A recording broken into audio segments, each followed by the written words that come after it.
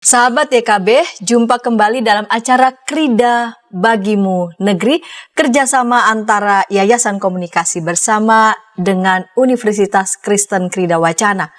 Ukrida, tempat yang tepat untuk menyiapkan masa depan bagi anak Anda, bila Anda sebagai orang tua, dan bagi Anda, bila Anda sebagai kaum muda. Acara ini mengangkat aneka persoalan yang kita hadapi sehari-hari dengan melihatnya dari berbagai macam perspektif, seperti kesehatan, psikologi, ekonomi, sosial, dan tentu saja perspektif iman Kristen. Dan topik kita kali ini adalah LGBT dan homofobia. Bersama dengan kita sudah hadir Dr. Astin Sokang. Selamat datang di studio, Dr. Astin Sokang. Iya. Kali ini kita akan mempercakapkan dengan tema LGBT dan homofobia, bagaimana menyikapinya. Ibu sebagai dosen. Iya, betul. Dosen. Saya dosen di Fakultas Psikologi Ukrida. Ukrida. Iya. Ya, baiklah. Ibu Astin, topik tentang LGBT ini kita akui menjadi topik yang hangat setiap kali tentang topik ini mengemuka di publik. Tak jarang ketika topik tentang hal ini diangkat, maka ada berbagai macam pendapat akan berseliweran dari berbagai macam sudut pandang, informasi, dan kita akui bersama tidak jarang ada tuduhan-tuduhan sana-sini, dan tidak jarang juga kita akui ada juga salah paham tentang LGBT, lepas dari soal sepakat atau tidaknya berdasarkan sudut pandang mereka masing-masing ya. Dan Dr. Astin Sokang bersama dengan saya pemandu percakapan Santiani Manurung akan mempercakapkan tentang hal ini dalam sudut pandang psikologi, betul, supaya Ibu jelas ya. Ini dalam sudut pandang psikologi. Maka Ibu, sebaiknya kalau kita mempercakapkan tentang hal ini dari sudut pandang psikologi, kita mesti mulainya dari mana dulu ini, supaya duduk perkaranya menjadi jelas dan percakapannya juga bisa lebih rileks dan mengalir. Betul Ibu, karena harus diakui topik ini masih cukup kompleks. Bahkan ketika kita mempelajari secara khusus mengenai teman-teman dari ragam gender dan seksualitas pun masih banyak hal yang belum tergali, belum diketahui secara seutuhnya, sehingga memang disclaimer dulu ya Ibu ya, sudut pandang diskusi kita hari ini lebih ke psikologi karena memang ada faktor nanti biologisnya, ada faktor lingkungan yang di sana juga akan ada nilai-nilai budayanya, nilai agama di sana. Jadi diskusi hari ini kalau saya kira mungkin lebih sebagai pemancing ya Ibu ya, untuk mengugah rasa ingin tahu kita untuk lebih mengenal teman-teman dari ragam gender dan seksualitas. Gender dan seksualitas. Betul. Jadi kalau saya berangkatnya dari mana, mungkin saya mengajak kita semua gitu, termasuk pendengar di rumah, untuk berangkatnya dari keterbukaan hati. Keterbukaan hati. Betul. Supaya ngobrolnya juga enak, relax. Betul. Kalau sudah mulai membawa nilai-nilai tertentu, biasanya akan mental atau kita defensif duluan. Biasanya kalau diskusinya sudah begitu, agak kurang bisa mengalir. Agak kurang karena sudah defensif duluan. Betul, gitu, ya. Betul. Jadi keterbukaan hati untuk melihat sudut pandang yang berbeda. Saya kira apakah kita harus setuju dengan sudut pandang itu tergantung kita masing-masing, tetapi setidaknya kita bisa memahami dulu sudut pandang yang lain. Jadi kalau bicara tentang teman-teman dari ragam gender dan seksualitas, saya kira kita perlu berangkat dulu dari dalam diri kita untuk keterbukaan dan mau belajar gitu. Mau belajar. Baiklah. Jadi pertama ada keterbukaan hati, lalu kemudian mau belajar. Begitu ya. Supaya kalaupun terjadi berbagai macam perspektif, sudut pandang, nggak apa-apa ya, tetapi ada keterbukaan hati supaya percakapannya juga bisa lebih mengalir. Iya, gitu. Betul Ibu. Kalau gitu, karena topiknya ini LGBT, adalah apa sih gitu ya? LGBT itu. LGBT itu singkatan sebetulnya dari lesbian, gay, biseksual, dan trans. Trans ini transgender atau transseksual. Jadi trans. Nah, sekarang ini juga teman-teman dari ragam gender dan seksualitas juga lebih sering menggunakan LGBTQ. Q-nya ini adalah queer. Gitu. Jadi ada banyak istilah memang yang kalau kita bicara tentang ragam gender dan seksualitas akan ada penghayatan personalnya sehingga sangat subjektif, sehingga istilahnya juga memang sangat banyak. Gitu. Maka istilah yang biasanya cukup inklusif begitu biasanya dengan menyebut teman-teman dari ragam gender dan seksualitas. Begitu. Jadi supaya tidak terjebak pada macam-macam istilah. Betul. Karena memang beragam, lebih baik memakai istilah ragam gender dan seksualitas. Ibu tadi sudah menyebut 2, ragam gender dan seksualitas. Sebelum kita ngomong ragamnya, memang seksualitas dan gender itu apa kalau menurut pandangan psikologi, Bu?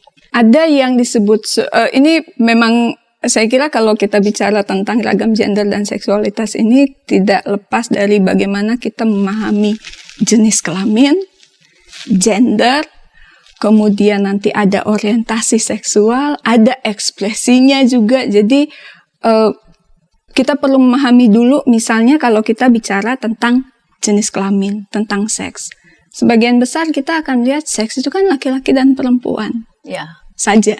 Tetapi sebetulnya juga ada intersex. Karena ketika kita bicara tentang jenis kelamin, ini kan kita bicara karakteristik secara biologis. Termasuk pada kromosomnya. Gitu.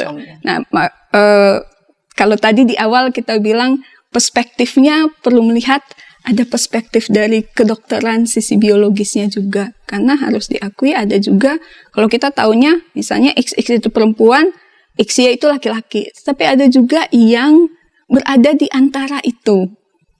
Berada di antara itu. Sehingga kita harus menerima bahwa jenis kelamin pun ternyata tidak dualisme laki-laki dan perempuan saja. Kalau kita bicara jenis kelamin dari sisi sudut pandang kromosom, ada atau tidaknya penis, ada atau tidaknya vagina.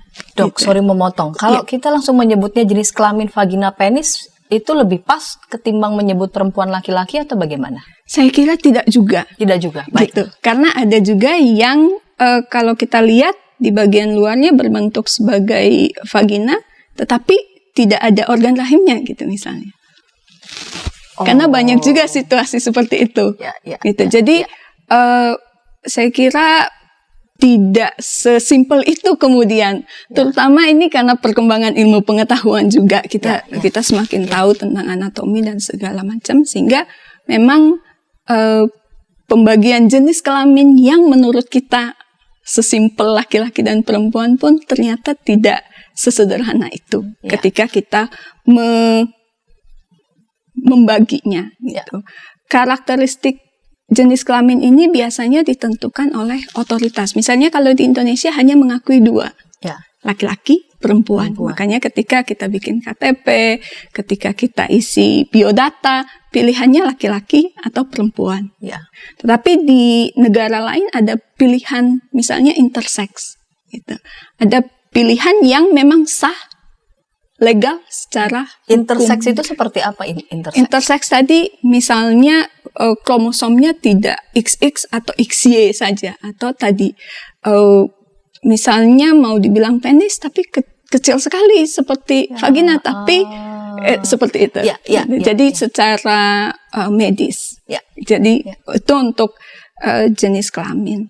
Kalau gender ini sebetulnya lebih kepada peran fungsi identitas yang sangat berkaitan dengan budaya. Peran fungsi identitas yang berkaitan dengan budaya. Ini gender ini adalah hasil konstruksi sosial bahwa perempuan itu harus memasak, mengurus rumah.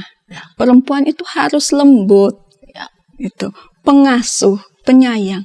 Kalau laki-laki harus tegap, harus tegas, tidak boleh menangis, gitu. Kalau perempuan menangis wajar perempuan, dia lemah. Laki-laki, anak laki-laki nggak boleh nangis. Gitu. Jadi ini adalah konstruksi sosial. Itu sehingga ini pun sebetulnya mulai berubah konstruksi sosial ini. dulu mungkin yang duduk di sini sebagai pembicara dan juga narasumber mungkin tidak perempuan gitu, tapi laki-laki. Tapi seiring berjalannya waktu mulai berubah gitu. Jadi gender itu sebetulnya mengalir karena dia bisa berubah gitu, sesuai dengan nilai-nilai yang ada di masyarakat. Sekarang banyak suami yang menjadi bapak rumah tangga dan nggak apa-apa. Memang bapak rumah tangga kan, memang betul, betul Ibu. Yang mencari nafkah, misalnya istrinya, yang menikah, itu. Dan nggak ada masalah apa-apa, tidak masalah. Gitu. Ini sebetulnya terkait dengan gender. Sorry dok, memotong. Tadi dokter bilang intersex, jadi ada dua jenis kelamin, diakui gitu ya, perempuan, laki-laki. Kepada perempuan, konstruksi budaya menempatkan peran perempuan, bla bla bla, peran laki-laki, bla bla. Kalau intersex? Nah, ini yang mungkin nanti kita pembahasannya akan masuk ke area teman-teman dari ragam gender dan seksualitas terkait dengan ekspresi dirinya. Ekspresi dirinya. Ekspresi dirinya. Terkadang agak lucu memang kalau saya potong pendek rambut saya, yang biasanya di masyarakat kita diidentikan dengan laki-laki, orang mungkin akan kaget sehari 2 hari dan sudahlah. Gitu. Biasa. Saya pakai celana jeans, pakai baju yang tipikal laki-laki, it's okay. Tapi coba teman saya yang laki-laki mulai berambut panjang, pakai lipstick, karena tadi ada peran gender yang diharapkan oleh masyarakat kepada laki-laki, gitu. Tapi kalau kepada perempuan, karena tadi pelan-pelan sebetulnya mulai sudah ada perubahan nilai, nggak masalah perempuan pakai celana jeans panjang, jaket kulit, sepatu boots begitu ya. Betul. Tapi kalau laki-laki pakai rok, aneh, apalagi pakai sepatu hak tinggi tinggi, betul Ibu. Gitu. Jadi ini terkait dengan peran gender yang masih sangat kuat di Indonesia, di budaya kita. Dan kalau kita bicara yang lain lagi terkait dengan identitas gender. Identitas gender ini bagaimana orang menghayati semacam who am I-nya gitu. Saya. Kalau yang tadi dokter sebutkan itu ekspresi. Yang tadi yang ditempatkan oleh budaya, yang dibangun oleh budaya. Itu adalah gender. Itu adalah gender. Kalau kita bicara jadi gender itu sebetulnya nilai yang dikonstruksikan oleh lingkungan kita. Ada yang disebut identitas gender. Identitas gender ini lebih ke pemahaman personal saya. Ada tuntutan dari lingkungan bahwa perempuan itu harus di rumah. Tapi penghayatan saya bagaimana terhadap diri saya terkait gender itu. Apakah saya ketika misalnya di rumah, karena saya perempuan maka saya harus menurut dengan suami. Atau ada pembelajaran lain, ada pemahaman lain, ada pengetahuan lain yang dia hayati. Saya bisa juga kok mengambil peran yang selama ini diasumsikan untuk laki-laki, gitu misalnya. Kalau ada perempuan yang ditetapkan seksnya ketika lahir sebagai perempuan oleh dokter tadi yang jenis kelamin, kemudian dia menghayati dirinya juga sebagai perempuan. Ada laki-laki yang dia ditetapkan sebagai laki-laki ketika lahir oleh dokter dan dia menghayati itu sebagai identitas gendernya juga. Tetapi sekali lagi ada area tengah ini yang kemudian untuk masyarakat kita melihatnya tidak normal. Area tengah dalam arti apa ini? Si subjek identitas gendernya, dia menghayati dirinya, misalnya teman-teman dari transgender, gitu. Ada teman-teman yang queer, ada teman-teman transgender itu yang dimaksud waria kah? Iya, ada yang disebut waria atau transpuan, ada juga yang priawan atau transpria. Priawan atau transpria, gitu. Jadi kalau mengenai istilah memang sangat banyak ya sebutnya gitu. Tadi dokter bilang lebih baik ragam gender dan seksualitas gitu. Jadi itu untuk identitas gender. identitas gender ini bisa sesuai, bisa juga tidak sesuai dengan jenis kelamin yang ditetapkan ketika lahir. Ya, Gitu. identitas gender itu bisa sesuai dengan jenis kelamin yang ditetapkan saat kita lahir, tapi juga berkaitan juga dengan konstruksi budaya sebetulnya. Betul. Yang memberi cap tempelan, gitu Betul, ya. betul. Ada yang nggak sesuai, begitu. Crossing berarti. Iya, betul. Ada yang tidak sesuai. Kalau mungkin agak sedikit meloncat, misalnya ketika Ibu Santi cukup tegas gitu, Iya. ih, kayak cowok banget deh. Iya, Gitu. iya. Julid ya. Baik, kita tahan dulu. Kita akan memang masuk. agak seru ya diskusinya. Nggak apa-apa. Kita akan masuk segmen yang kedua, Dok. Ya, kita tahan. Namun sebelumnya kita dengarkan pesan-pesan berikut ini.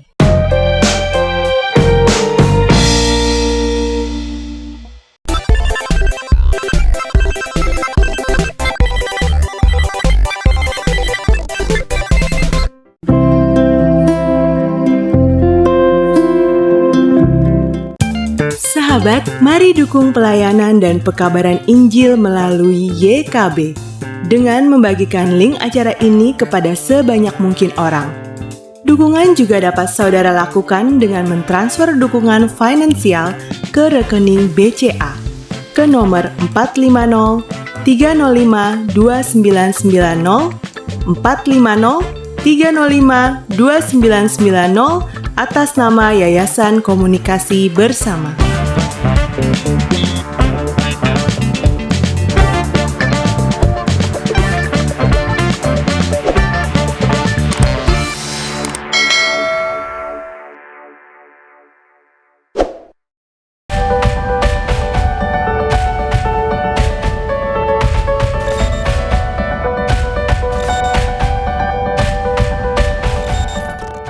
Sahabat, senang masih bersama dengan kami dalam acara Krida Bagimu Negeri. Kita pada saat ini mengambil tema LGBT dan homofobia dan bagaimana kita menyikapinya. Telah hadir bersama kita di studio Ibu Astin Sokang.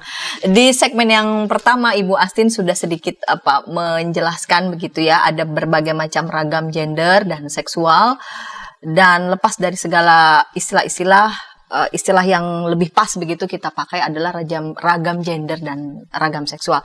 Tadi di penghujung segmen pertama, Ibu Astin sudah sedikit menjelaskan begitu ya tentang identitas gender. Sejauh mana saya memaknai apakah saya mengidentifikasi gender saya sesuai nggak dengan apa yang diidentifikasi oleh budaya lingkungan sekitar saya pada saya atau tidak begitu. Gitu ya, Dok. Iya. Boleh dilanjutkan. Jadi bagaimana saya mengidentifikasi gender saya, ada yang sesuai dengan jenis kelamin yang ditetapkan oleh pihak otoritas begitu, ada yang kemudian tidak sesuai. Ada yang Gitu kemudian tidak sesuai. Iya. Lalu kemudian terjadi crossing begitu ya. Walaupun sebetulnya bisa saja saya mengidentifikasi identitas gender saya tidak selalu sama begitu ya, seperti yang ditetapkan otoritas ataupun lingkungan, tapi bukan berarti saya sama dengan semacam label yang diberikan, oh berarti kamu transpuan, oh berarti kamu transgender, belum tentu sama dengan itu. Belum tentu, Ibu. Jadi misalnya kalau ada pria yang berdandan seperti perempuan gitu, seperti tipikal perempuan, misalnya berambut panjang, pakai make up, kesehariannya seperti itu, apakah kita bisa mengatakan bahwa wah dia pasti transpuan? Belum tentu. Atau oh dia pasti gay gitu. Belum tentu. Karena ini bisa jadi menjadi ekspresi gendernya, bagaimana dia menampilkan dirinya. Tetapi akan berbeda dengan identitas seksual dan orientasi seksual. Ya. Gitu. Jadi memang sekali lagi keterbukaan tadi ya Ibu, Ya. untuk melihat memang banyak hal yang perlu kita pahami dulu untuk betul-betul mengenal teman-teman ragam gender dan seksualitas. Saya pribadi pun mengakui kalau saya masih sangat sedikit tahu begitu ya.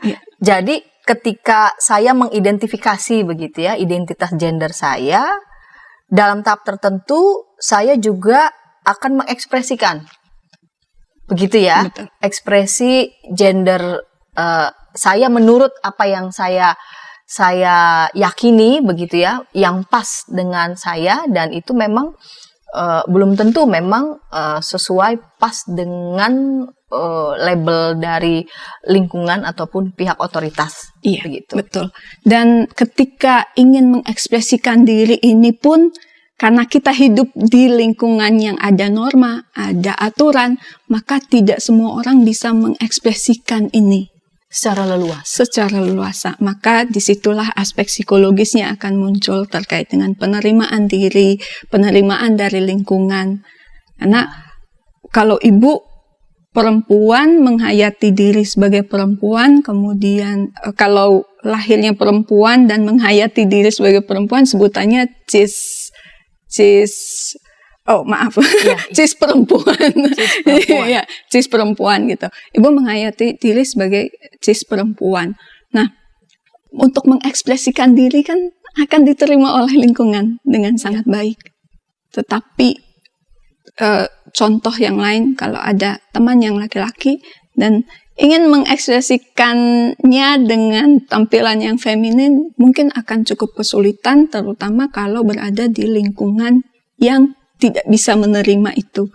Melihat ekspresi gender seperti itu sebagai ekspresi gender yang tabu, ekspresi gender yang tidak normal, apapun makna normal itu, gitu. Sehingga tidak semua orang kemudian bisa mengekspresikan ekspresi gendernya dengan luas. Jadi di situ dari psikologi masuk, begitu ya. Ketika lingkungan memfasilitasi, ya bisa saja dari yang bersangkutan nggak ada masalah. Ya. Misalkan dari kecil begitu ya, kalaupun dia lebih suka beli punya botol air minum, betulan dia laki-laki, dia lebih suka warna merah muda, orang tuanya tidak, kamu ngapain begitu ya, botol air minumnya merah muda, besoknya diomelin, besoknya lagi dimarahin, lama-lama ini cuman urusan botol saja bisa sampai panjang. Atau cuma urusan pakai payung di saat hujan, kalau dia laki-laki bisa panjang. Lalu kemudian menimbulkan luka dan sebagainya. Iya, betul Ibu. Jadi, ketika kita lahir ini agak stereotip, tapi di Indonesia biasanya begitu lahir, oh perempuan, wah semuanya serba pink. Gitu. Betul, kalau saya melawat begitu ya, kalau ada warga jemaat yang lahiran begitu ya, pertanyaan pertama adalah ditanya yang lahir perempuan apa laki-laki. Iya. Karena berkaitan dengan bawaan macam apa yang mau diberikan begitu. Betul. Jadi kalau yang perempuan udah pasti bawa dengan pink, bawa dengan boneka, princess begitu ya. Iya. Kalau laki-laki mobil-mobilan, robot, tembak-tembakan gitu. Itu masyarakat kita. Iya. Namun apa yang terjadi ya dengan tipikal masyarakat yang sulit begitu memberikan ruang begitu ya, seluas-luasnya bagi setiap pribadi untuk bisa mengekspresikan begitu ya, gender. Kita belum ngomong soal orientasi seksual. Betul. Sesuai dengan ya apa yang kita sebut selera paskah dihayati, sebagaimana dia menghayatinya. Kalau saya bicara dari sudut pandang psikologis, ini biasanya akan terkait dengan bagaimana individu tersebut menerima dirinya. Ya. Misalnya anak laki-laki karena lihat mamanya pakai kutex, pengen juga, dan dia merasa, ini aku banget, aku suka gitu. Nah biasanya kalau di budaya kita yang anak laki-laki kok pakai kutex, anak laki-laki tuh nggak boleh pakai kutex. Yang pakai kutex itu anak perempuan aja. Maka dia akan merasa, oh, apalagi kalau sampai dimarahi, dihukum, oh, salah ya. Walaupun itu urusan moral, betul, pakai kutex itu. Sehingga dia akan merasa, oh, salah ya, nggak boleh. Jadi ada keinginan tapi nggak boleh. Ya. Karena pada akhirnya anak tidak menyentuh lagi karena takut dimarahi.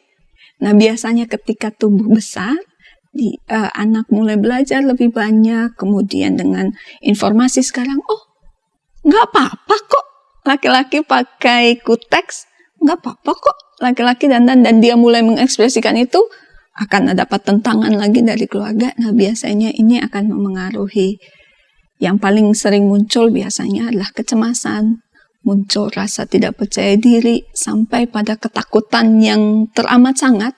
Karena buat dia ketika saya mengekspresikan ini, nanti contohnya, mama nggak sayang lagi sama aku ditendang dari keluarga.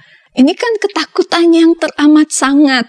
Gitu. Ya. Nah ini biasanya kemudian ada teman-teman yang berani untuk misalnya konsultasi, berdiskusi. Ada juga yang kemudian ya sudah, dipendam saja. Ada yang mungkin berani mengungkapkan, tapi kemudian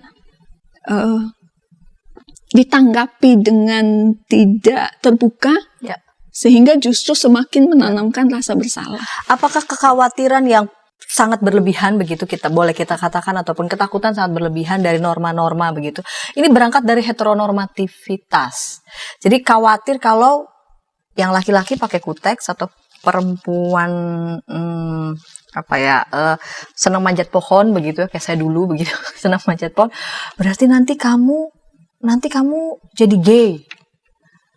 Ada stigma begitu. Nah, itu dia. Mengapa ya masyarakat kita bisa langsung menghubungkan dengan orientasi seksual begitu? Ini persepsi macam apa begitu yang ada begitu dalam diri masyarakat? Saya kira ini berangkat dari pertama karena ketidaktahuan bahwa bahkan jenis kelamin yang kita selama ini taunya hanya 2 itu sebetulnya tidak sesimpel itu kalau betul-betul dijabarkan begitu. Dan juga terkait dengan gender dan segala macam. Saya kira orang kemudian akan melihat bahwa yang normal, yang baik, yang disukai itu adalah heteroseksual. Sehingga di luar itu dianggap tidak normal. Dan masyarakat kita akan melihat tidak normal, ini harus dinormalkan.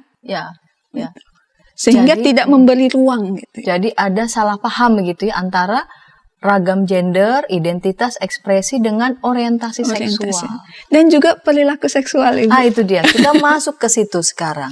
Kalau begitu apa bedanya dengan perilaku seksual dan orientasi seksual? Orientasi seksual ini berkaitan dengan ketertarikan seseorang dengan jenis kelamin atau gender seseorang. Jadi ketertarikannya secara seksual? Ketertarikannya ini ada 3, Ibu. Saya supaya tidak keliru ya, Ibu, saya nyontek. Pertama, kadar atau kondisi spesifik.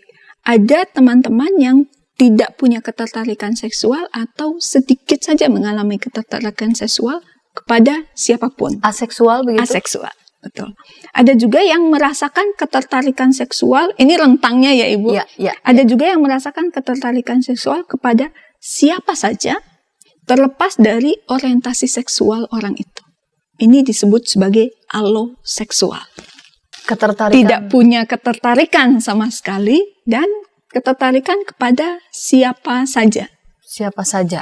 Ini alloseksual dan rentang yang ada di dalamnya. Gitu.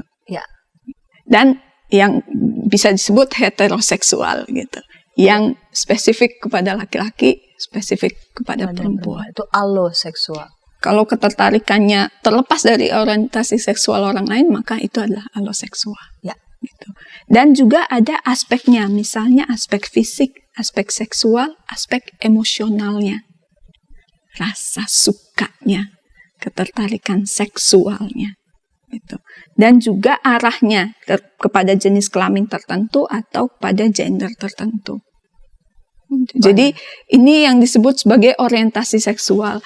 Apakah kalau saya berdandan rambut pendek, maco, saya pakai ikat di dada supaya dada saya tidak menonjol, kemudian saya berjalan dengan tipikal berjalan laki-laki, apakah saya lesbian? Belum tentu. Belum tentu begitu ya? Belum tentu. Karena ini kan ekspresi saya. Ekspresi gender saya. Betul. Tidak sama dengan identitas, tidak sama dengan orientasi seksual saya. Apakah saya otomatis akan tertarik secara seksual dengan perempuan? Belum tentu. Belum tentu ya. Jadi apa yang ada apa yang ada dalam asumsi seolah-olah udah pasti itu lesbian, itu Belum tentu. Nah, asumsi ini yang biasanya membuat kita jadi meletakkan label pada orang yang belum tentu, begitu. Belum tentu. Misalnya ibu dulu waktu muda tomboy gitu, saya juga waktu ini tomboy, gitu.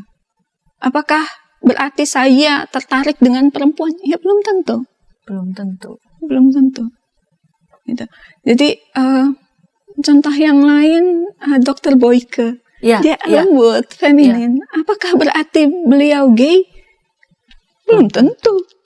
Gitu. Jadi tidak bisa kita memberi cap begitu saja. Termasuk juga perilaku seksual. Perilaku seksual karena ini terkait dengan pendekatan yang biasa orang pakai. Wah, kalau sudah mengikuti terapi tertentu misalnya, lihat dia kan jadi menikah dengan laki-laki. Berarti dia sudah sembuh, dia tidak lesbian lagi. Hati-hati bahwa yang berubah itulah perilaku seksualnya, bahwa dia melakukan hubungan seksual dengan laki-laki. Apakah dia menghayati ketertarikannya itu kepada laki-laki? Belum tentu. Betul, iya. Jadi sekalipun perilaku seksualnya diartikan begitu ya, secara heteronormativitas, apakah itu akan terkait langsung dengan orientasi seksualnya? Belum tentu. Sebentar dulu gitu. Sebentar dulu. Gitu. Itu tidak sama. Tidak begitu. Sama. Karena ada juga orang yang kemudian menikah dengan perempuan, laki-laki menikah dengan perempuan karena merasa terpaksa, karena lingkungan, karena tuntutan dan segala macam. Akhirnya dia menikah dengan perempuan. Punya anak. Tapi apakah teman kita yang gay ini memang orientasi seksualnya kemudian berubah ke heteroseksual? Sebentar dulu. Belum tentu. Karena itulah perilaku seksualnya. Baiklah. Baik, Dok, terima kasih. Ini kita pelan-pelan. Kita tahan dulu ya. Kita mau masuk ke segmen yang ketiga, namun sebelumnya kita dengarkan pesan-pesan berikut ini.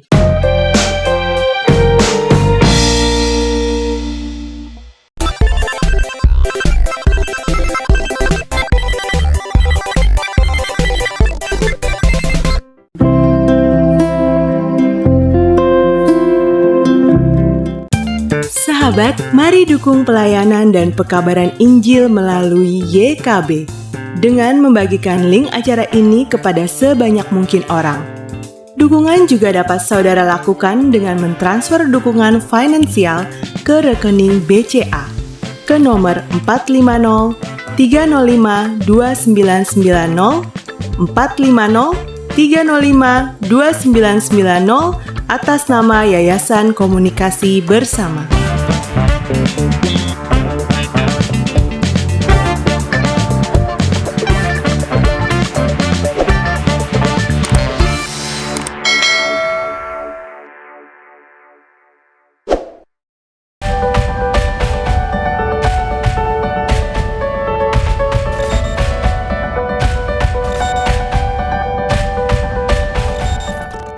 Sahabat, senang masih bersama dengan kami dalam acara Krida Bagimu Negeri. Bersama dengan kita ada Ibu Astin Sokang. Kita sedang mempercakapkan LGBT dan homofobia, bagaimana menyikapinya. Baik, Ibu, di segmen ketiga ini dengan ragam gender ya, lalu kemudian pembedaan begitu ya, ragam gender, seksualitas, lalu kemudian bagaimana kita ya sungguh-sungguh terbuka begitu pada realitas ini. Ketika ada orang begitu ya, lalu kemudian tidak bersepakat, bahkan ketidaksepakatan yang itu dinyatakan begitu ya secara agresif. Ini mereka masuk dalam gangguan kesehatan mental tertentu atau bagaimana? Kalau terkait dengan ini kita mungkin masuk ke bagian homofobianya gitu ya, Bu ya. Ini biasanya perasaan negatif yang sangat kuat kepada teman-teman dari ragam gender dan seksualitas. Dan ini biasanya terwujud dalam perilaku sikap negatif, biasanya ketakutan, kebencian, kemarahan kepada teman-teman dari ragam gender dan seksualitas. Mengapa ada sikap homofobi seperti ini ya? ketakutan semacam apa yang apa yang mereka takutkan sangat begitu pada realitas ini? Ini biasanya berawal dari nilai-nilai, kita lahir tumbuh besar dengan nilai-nilai tertentu. Ya, nilai-nilai tertentu ini menjadi sudut pandang saya. Ya. Gitu. Dan kemudian sudut pandang ini, kalau di psikologi kami percaya bahwa persepsi kita terhadap sesuatu akan memengaruhi perilaku kita. Persepsi yang negatif terhadap teman-teman ragam gender seksualitas ini kemudian terpancar dalam perilaku. Kenapa ini bisa muncul? Biasanya karena sudah ada asumsi duluan. Ada asumsi. Asumsi ini seringkali tidak berdasar biasanya. Ya. Contoh, ada asumsi bahwa orientasi seksual itu menular. Ya, itu dia. Sehingga orang akan merasa jangan sampai. Nak, jangan deket-deket sama dia. Nanti menular. Gitu. Jadi banyak asumsi-asumsi yang tidak berdasar ditambah dengan ketidakmauan untuk belajar, sudah jadi mengeras gitu. Dan kemudian memaksakan ini kepada orang lain. Gitu. Yang kemudian muncul banyak bentuknya gitu. Misalnya ada yang kekerasan di online, kita lihat banyak cyberbullying, dan juga kalau di kehidupan nyata bisa sampai pada kekerasan fisik. Hal-hal itu bisa muncul. Secara psikologi, bagaimana keilmuan psikologi memandang ragam gender seksualitas, posisi keilmuan psikologi? Kalau dari sisi psikologi sendiri, sebetulnya American Psychologists Association itu sudah mengeluarkan homoseksual dan ragamnya itu jadi tidak diakui lagi sebagai gangguan kesehatan mental. Jadi kalau saya bukan sebagai gangguan kesehatan mental, sehingga tidak perlu melakukan segala macam treatment. Betul, karena itu bukan gangguan kesehatan Kalau mental. bukan gangguan, buat apa ada treatment begitu ya? Betul, Ibu. Dan bahkan di Indonesia sendiri ada yang disebut PPDGJ. PPDGJ itu Pedoman Penggolongan Diagnosis Gangguan Jiwa. Sudah sejak 1983 itu mengatakan bahwa homoseksualitas bukan merupakan penyakit kejiwaan. Bukan merupakan penyakit kejiwaan. Jadi bukan gangguan mental. Gitu. Yang menjadi problem adalah ketika lingkungan tidak memvalidasi ekspresi keragaman itu, yang mengakibatkan mereka begitu ya, siapapun begitu, menderita semacam kecemasan. Baru kemudian hal itu yang perlu ditreatment. Betul, Ibu. Jadi di psikologi sendiri, walaupun harus diakui banyak juga konversi treatment dan segala macam yang diklaim berhasil, tetapi WHO sendiri mengatakan bahwa terapi konversi seperti itu tidak terbukti dan bahkan justru berbahaya. Karena yang ditanamkan adalah rasa bersalah. Rasa bersalah. Sehingga tadi perilaku seksualnya berubah, tetapi sebetulnya penghayatannya tidak berubah. Karena ditanamkan rasa bersalah, yang ada kemudian menjadi depresi, menjadi rendah diri, atau mungkin jadi agresif. Betul, bisa juga kemudian jadi agresif kepada lingkungan. Menjadi membenci begitu ya. Betul. Lingkungan. Karena itu apa yang mesti kita lakukan ya Bu, dalam kaitan dengan penerimaan seada-adanya ragam identitas gender maupun seksualitas, entah itu kepada orang tua maupun kepada setiap individu. Kalau kita bicara tentang bagaimana kita menyikapinya, sebetulnya buat saya defaultnya kita gitu. Jadi kalau seperti alat-alat ini ada settingan defaultnya, settingan publiknya, kita semua itu ingin diterima. Pertama, kita semua ingin diterima Kita semua ingin diterima oleh masyarakat. oleh masyarakat dan terutama oleh keluarga.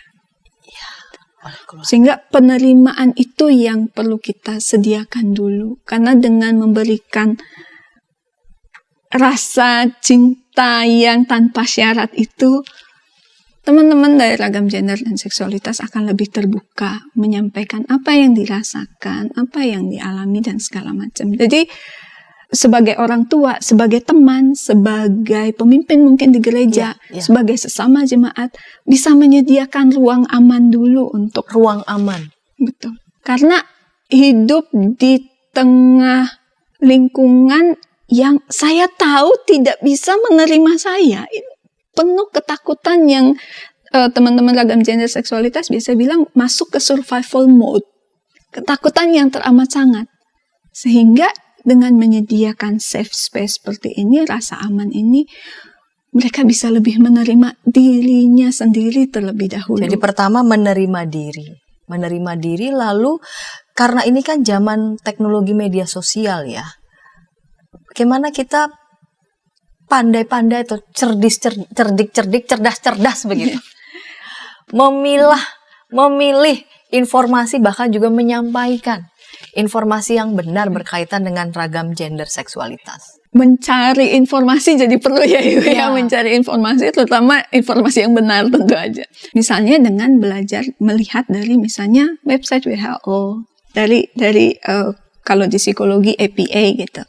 Nah, ini bisa membantu kita untuk mendapat informasi hasil penelitian terbaru yang lebih objektif, sehingga kita bisa belajar lebih banyak, berdiskusi dengan teman-teman dari ragam gender dan seksualitas, keterbukaan kita untuk oke, ayo diskusi dulu, saya mau lihat sudut pandang kamu kayak Jangan-jangan gimana karena sih? belum pernah ketemu. Betul Beneran. Ibu, Belum betul. pernah ngobrol beneran. Belum pernah ngobrol tapi sudah menangkap informasi yang belum tentu benar, bikin asumsi ini diinternalisasi, kemudian langsung menjudge kiri kanan. Nah, ini yang keliru. Memberikan rasa aman, berdiskusi, mau terbuka.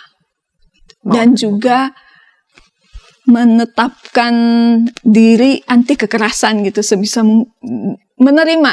Contoh simpel, ingin dipanggilnya siapa? Ingin dipanggilnya siapa? Ibu Misalnya, maksudnya? Betul. Misalnya laki-laki, tapi kalau datang dengan isu ragam gender seksualitas, kita bisa tanya, nyamannya dipanggil siapa? Misalnya namanya sangat laki-laki, tipikal laki-laki, tapi dia ingin dipanggil dengan nama yang dia rasa lebih mewakili dirinya. Maka nama itulah yang kita panggil. Itu sebagai bukti bahwa kita sudah memvalidasi sebetulnya ya keragaman. Kita menerima dia sebagaimana dia menghayati dirinya. Tidak selalu mudah karena kita sendiri tumbuh besar dengan nilai yang ditanamkan juga di dalam diri kita. Contohnya nilai agama. Nah, ini kalau bisa disisihkan dulu sedikit untuk memberi ruang kepada diskusi untuk terbuka, berbicara. Begitu ya. Terbuka dan berbicara. Memang jadi agak aneh begitu orang kalau ditanya mau dipanggil siapa, ya kamu kalau perempuan berarti dipanggil ibu begitu atau ya. Mbak, atau gitu. Mbak begitu ya. Jadi asumsi kita yang sudah selama ini terpatri lama lalu kemudian dibongkar, dan itu memang menimbulkan keguncangan sedikit. Rasanya kok ada yang nggak nyaman di dalam diri sendiri. Betul. Tapi keterbukaan itu untuk mendengarkan apa yang bisa sudut pandangnya kita dengarkan dulu. Gitu. Jangan langsung nggak bisa begitu. Kita perlu untuk menahan diri karena ada banyak hal yang tidak bisa kita pelajari begitu saja gitu. Lalu bagaimana dengan katakanlah dari teman-teman ya ragam gender seksualitas yang memang mengalami penolakan begitu ya oleh keluarga maupun teman-temannya, apa yang mesti mereka lakukan tahap per tahap begitu supaya bisa juga berdamai? Yang pertama, kalau kita bicara penerimaan diri kemudian tidak sesimpel itu, karena tadi ada nilai-nilai juga yang sudah ditanamkan. berdiskusi dengan profesional, misalnya dengan psikolog, psikiater. Teman-teman dari ragam gender dan seksualitas juga bisa mencari informasi dari sumber yang terpercaya untuk belajar, untuk mengerti dinamika yang ada di dalam dirinya. Kemudian mencoba menjalin komunikasi atau mencari misalnya kelompok-kelompok teman yang mengalami hal serupa. Komunitas. Bisa menjadi support group. Apa yang bisa Support dilakukan? community. Ya. Betul. Jadi hal-hal itu yang perlu dilakukan, karena kalau pergi ke psikolog maka yang akan ditangani adalah kecemasannya, depresinya, penerimaan dirinya, bukan. Ini pakai huruf besar di bold gitu ya, bukan gender, bukan orientasi seksualnya, bukan ekspresi gendernya. Jadi bukan untuk mengubah ya penghayatan ya ekspresi gender Bu maupun juga orientasi seksual. Ya, itu tidak sama. Iya. Baiklah Bu, ini di bagian-bagian terakhir kita sudah tiba di penghujung acara. Adakah yang ingin Ibu sampaikan berkaitan dengan tema kita kepada para sahabat?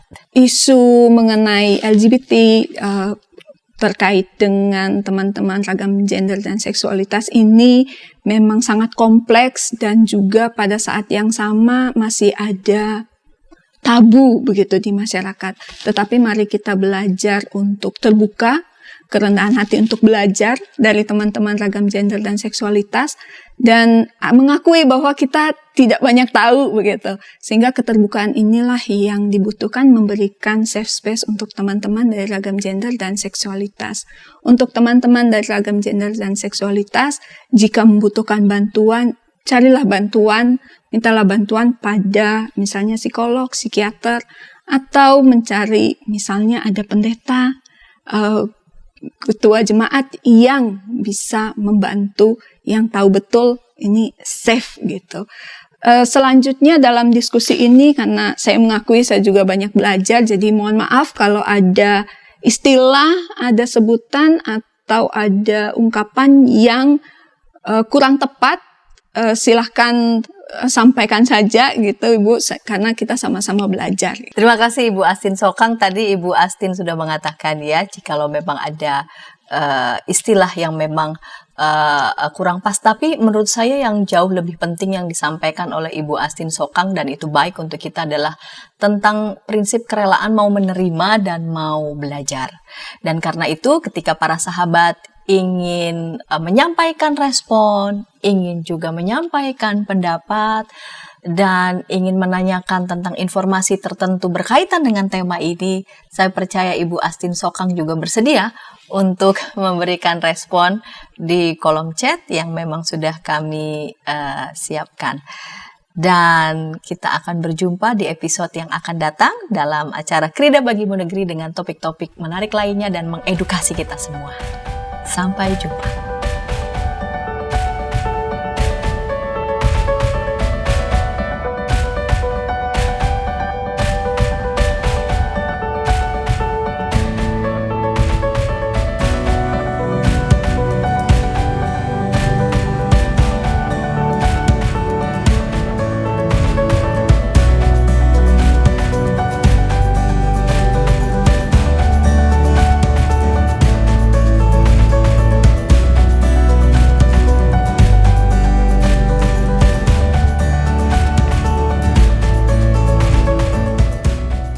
Sahabat, mari dukung pelayanan dan pekabaran Injil melalui YKB dengan membagikan link acara ini kepada sebanyak mungkin orang. Dukungan juga dapat saudara lakukan dengan mentransfer dukungan finansial ke rekening BCA ke nomor 450 305 2990 450 305 2990 atas nama Yayasan Komunikasi Bersama.